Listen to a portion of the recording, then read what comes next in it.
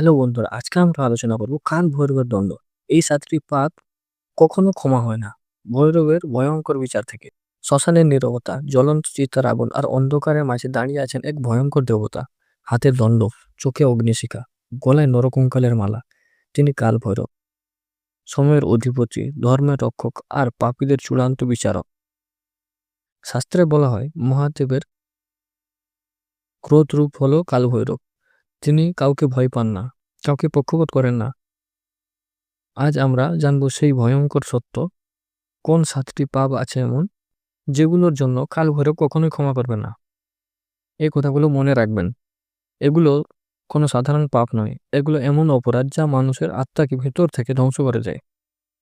প্রথম ধাপ, গুরু, মা বাবা ও সাধুজনের অবমাননা।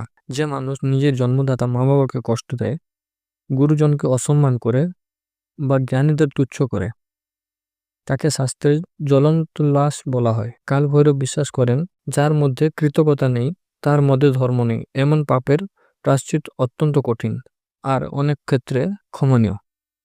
দ্বিতীয় পাপ, নারীর অসম্মান ও শোষণ। নারী দেবীর প্রতীক, মা, বোন, স্ত্রী, এই সব রূপেই তিনি শক্তির প্রকাশ। যে ব্যক্তি নারীর শরীর সম্মান বা মন নিয়ে খেলা করে, তাকে কাল ভৈরব সরাসরি অধর্মের সন্তান বলে গণ্য করেন। শাস্ত্রে বলা আছে নারীর চোখের জল নরকের দরজা খুলে দেয়। এই পাপ বহু জন্ম পর্যন্ত আত্মাকে তাড়িয়ে বেড়ায়। তৃতীয় পাপ, অন্ন, জল ও খাদ্যের অবমাননা। অন্নই ব্রহ্ম। ক্ষুধার্তকে খাবার না দিয়ে অপমান করা, খাবার নষ্ট করা বা খাদ্য নিয়ে অহংকার করা, এগুলো গুরুতর পাপ। কাল ভৈরব শ্মশানে বাস করেন, যেখানে ক্ষুধা আর ত্যাগের চরম রূপ দেখা যায়। অন্যের অসম্মানকারীর জন্য তার দণ্ড নিশ্চিত বলা হয়েছে। চতুর্থ পাপ, অসহায় মানুষের উপর অত্যাচার। গরিব, অসুস্থ, বৃদ্ধ, শিশু যারা নিজেকে রক্ষা করতে পারে না, তাদের কষ্ট দেওয়া বা ঠকানো সবচেয়ে ভয়ঙ্কর অপরাধ। কাল ভৈরব দুর্বলদের রক্ষক। যে শক্তি অপব্যবহার করলে দুর্বলকে দমন করে, সে নিজের মৃত্যুদণ্ড নিজেই লিখে ফেলে। এমনটাই শাস্ত্রের ভাষা। পঞ্চম পাপ, ধর্মের নামে ভণ্ডামি ও প্রতারণা। ভগবান নাম নিয়ে ব্যবসা, ধর্মকে ব্যবহার করে মানুষকে ঠকানো, নিজেকে সাধু সাজিয়ে ভোগে লিপ্ত করা, এগুলো কাল ভৈরবের একেবারেই সহ্য করেন না। কারণ তিনি সত্যির দেবতা। ভণ্ড ধার্মিক তার চোখে সবচেয়ে অজ্ঞান্য পাপী। ষষ্ঠ পাপ, হিংসা, ঈর্ষা ও ষড়যন্ত্র। অন্যের উন্নতি সহ্য না করতে পেরে ক্ষতি করার চেষ্টা, পিছন থেকে ষড়যন্ত্র করা, মিথ্যা অভিযোগ। এই সব পাপ চোখে দেখা যায় না, কিন্তু আত্মাকে বিরক্ত করে তোলে।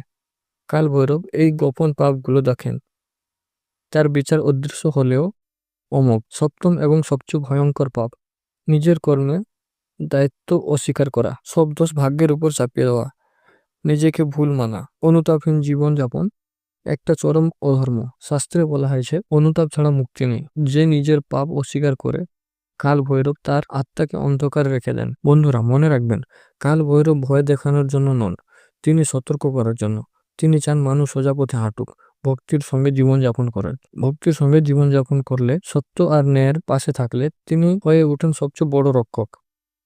কিন্তু যদি কেউ বারবার অধর্ম বেছে নেয়, অহংকার অন্ধ হয় আর মানুষের চোখের জল উপেক্ষা করে, তাহলে কাল ভৈরব দণ্ড অনিবার্য। এই ভিডিও যদি আপনাকে ভাবতে বাধ্য করে, তাহলে লাইক করবেন, শেয়ার করবেন আর এমন গভীর সনাতন সত্য জানতে চ্যানেলটিকে সাবস্ক্রাইব করুন। কাল ভৈরব আপনাকে রক্ষা করবেন। জয় মহাকাল।